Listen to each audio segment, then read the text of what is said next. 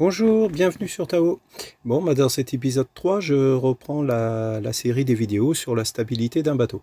Jusqu'ici, on parlait de façon théorique et je vous engage là à aller voir les vidéos précédentes, surtout la 2, parce que sinon vous risquez d'avoir du mal à comprendre cette vidéo. Donc, maintenant, on va faire naviguer le bateau, donc on va parler de stabilité, mais en dynamique, c'est-à-dire le bateau naviguant et réagissant à la houle. Alors, il y a une nouveauté sur mes vidéos maintenant, c'est qu'il y a un sponsor. Le sponsor, c'est moi-même, puisque j'ai créé tout récemment une société de conseil personnalisé en achat de voilier et d'expertise de pré-achat.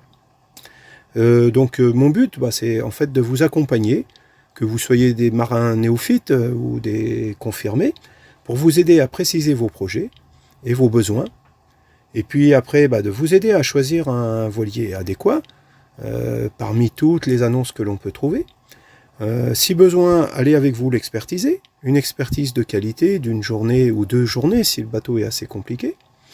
Et puis je peux aussi vous conseiller dans sa préparation en vue de lointains voyages. Voilà, n'hésitez pas à aller visiter mon site, je mettrai le lien dans la description en dessous de la vidéo. Et n'oubliez pas, si la vidéo vous plaît, de mettre un petit pouce bleu vers le haut, vous abonner, cliquez sur la cloche pour être notifié des prochaines vidéos, partagez sur vos réseaux sociaux et commentez. Allez, on reprend la vidéo. Donc sur la vidéo 2, nous en étions restés à ce petit dessin du bateau avec les forces qui stabilisent le bateau et la force hydrodynamique et la force aérodynamique. Tout ça, c'est de la théorie. Maintenant, nous allons faire naviguer le bateau. Quels sont les éléments extérieurs qui influent sur le bateau? Le vent et la houle. Donc, pour faire cette vidéo, je me suis inspiré du livre d'Alain Gray, Navigation par gros temps. Je ne peux que vous conseiller, si vous le trouvez d'occasion, de vous l'acheter et de le lire. Alors, j'ai mis comme ça des photos, faites des pauses, lisez si ça vous intéresse. Sinon, moi, je vais juste commenter quelques dessins, un petit peu qui sont les conclusions de tout ça, dans un souci d'être plus concis et rapide. Donc là, un petit peu au début, c'est un petit peu de l'humour sur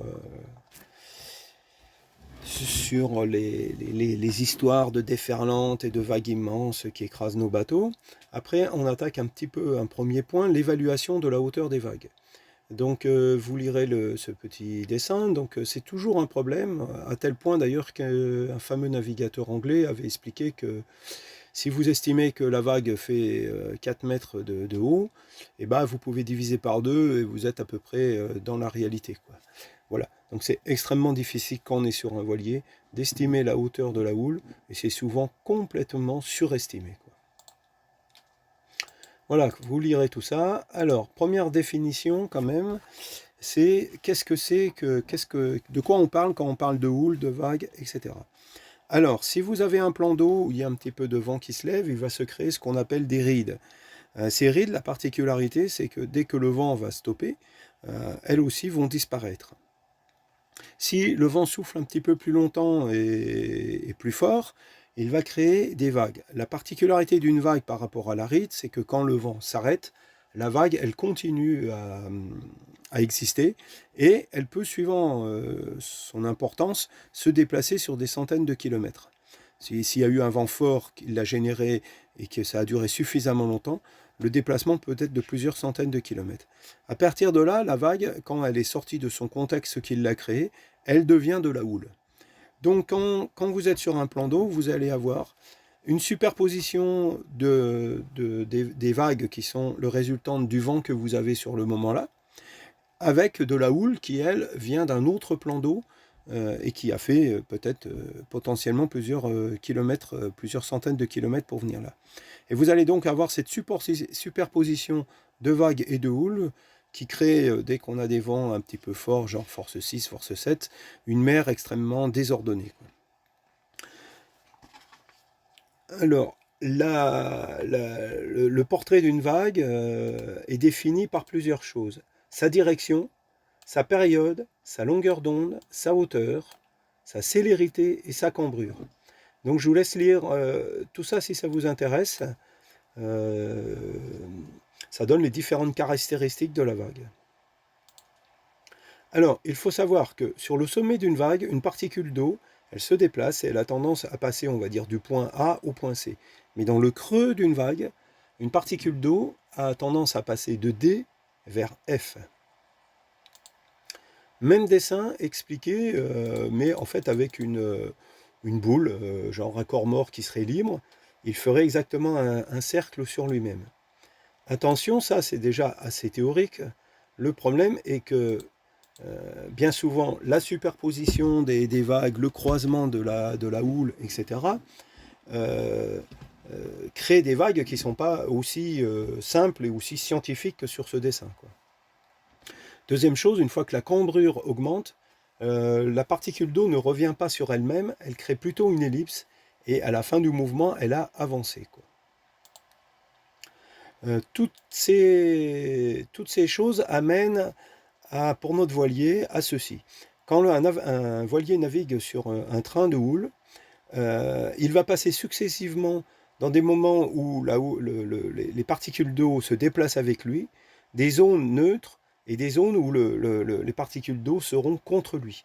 Donc suivant la longueur de votre bateau et la cambrure et la longueur d'onde de la houle, vous pouvez vous retrouver avec votre voilier qui est à certains moments l'arrière dans un moment de poussée, le milieu de votre bateau qui est dans une zone neutre, et l'avant de votre bateau qui est dans le moment de retrait. Donc c'est-à-dire que dans le retrait, les particules d'eau s'opposent au déplacement de votre bateau, et à l'arrière, les particules d'eau poussent votre bateau pour accélérer. Euh, voilà. Je vous conseille de lire un peu tout ça.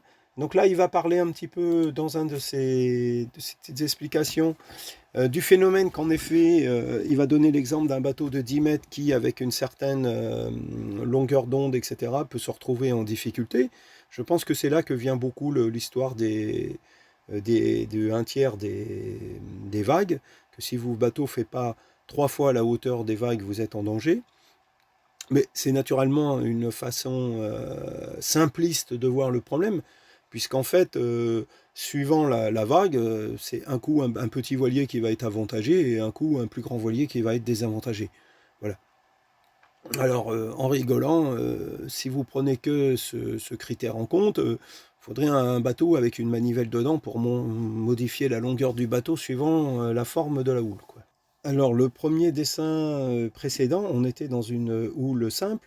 Là, maintenant, on va prendre le cas où il y a deux houles, et dont une qui rattrape l'autre.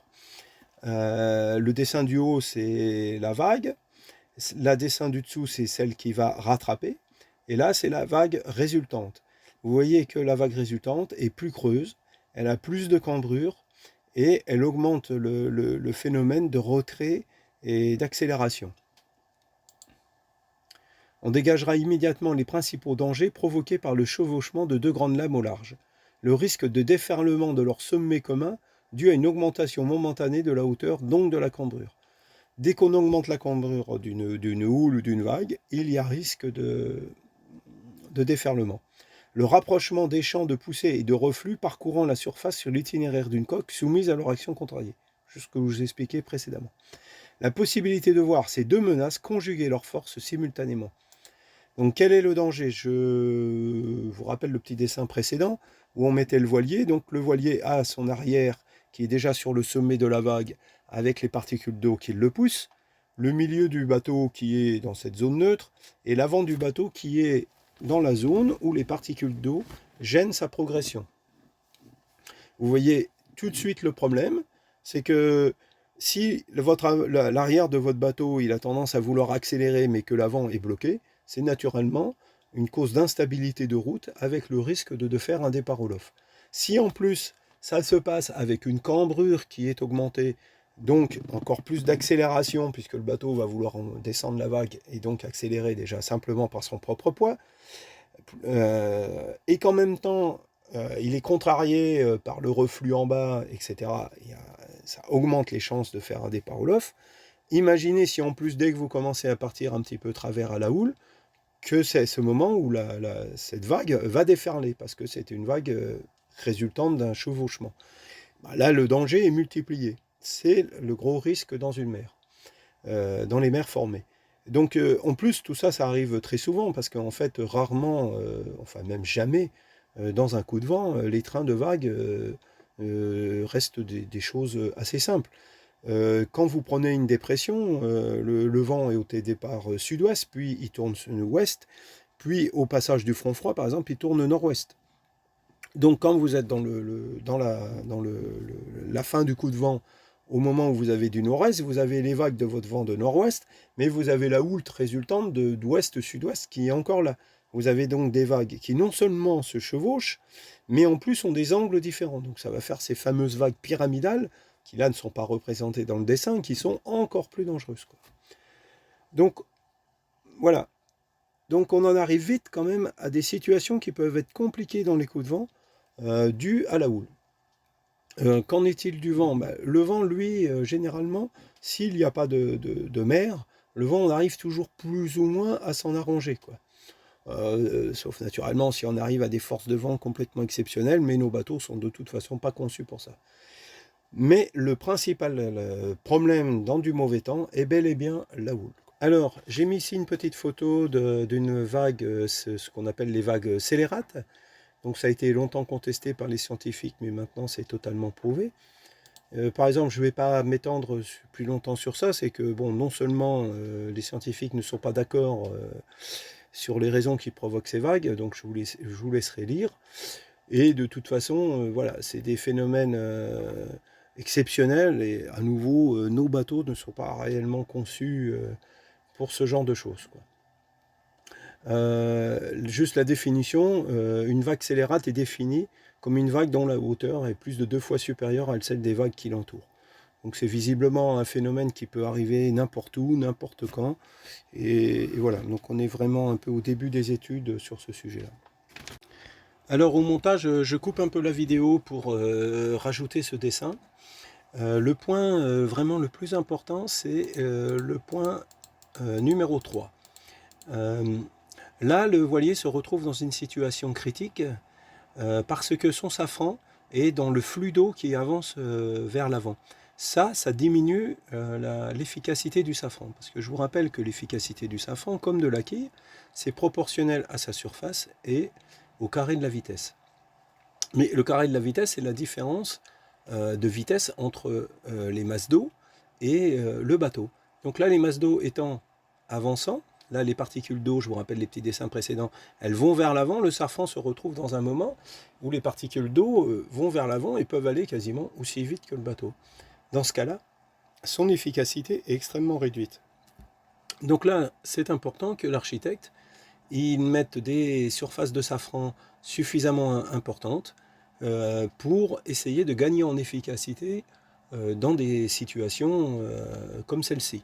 Si le safran n'est pas assez efficace, le risque naturellement, c'est quand le bateau l'a poussé par là-bas, par exemple un bateau comme Tao, il va commencer à partir au surf, et ben c'est que naturellement, il va mal partir dans le surf et il risque de faire un des départs au lof ou un départ à la bâtée. Après, le point important aussi, c'est ici. Quand la crête vous a dépassé, le bateau se retrouve dans le reflux et il a tendance à ralentir. Il a tellement tendance à ralentir qu'il risque, entre guillemets, de rester un petit peu stationnaire dans le creux de la vague. Et là, il y a la prochaine vague qui arrive. Dans le cas là, si la prochaine vague qui arrive prend votre bateau dans une situation où il n'a pas assez de vitesse, vous n'allez pas réussir à le maintenir dans l'axe de la vague. Toujours pareil, pas assez de vitesse, pas le safran pas assez efficace. Le bateau se fait pousser par la vague, il pivote, il se met travers à la houle, et là, vous pouvez naturellement chavirer, quoi. Donc là, ces dessins montrent bien l'importance, de ne pas sous-toiler son bateau quand il y a du mauvais temps. Il ne s'agit pas naturellement de le surtoiler, parce que le surtoiler, ça vous donne des excédents de vitesse, et c'est pas non plus facile de maîtriser la direction du bateau, mais pas non plus de se le sous-toiler, car alors un pas assez de vitesse fait aussi que le bateau est difficilement maîtrisable en direction. Ces deux choses peuvent amener un départ au lof et le risque de se faire coucher dans la vague. Voilà, je vais couper la vidéo ici parce que en fait je la trouve relativement longue et je vais mettre la suite dans la prochaine vidéo et la suite c'est vraiment mon avis sur ce que doit être un petit peu un bateau de voyage par rapport aux vidéos précédentes, donc par rapport à la stabilité, etc. Quels sont les points importants pour moi dans un bateau de voyage par rapport à la sécurité, quoi. Voilà, et ben écoutez, on se quitte maintenant. Je vous souhaite de belles navigations et à plus tard.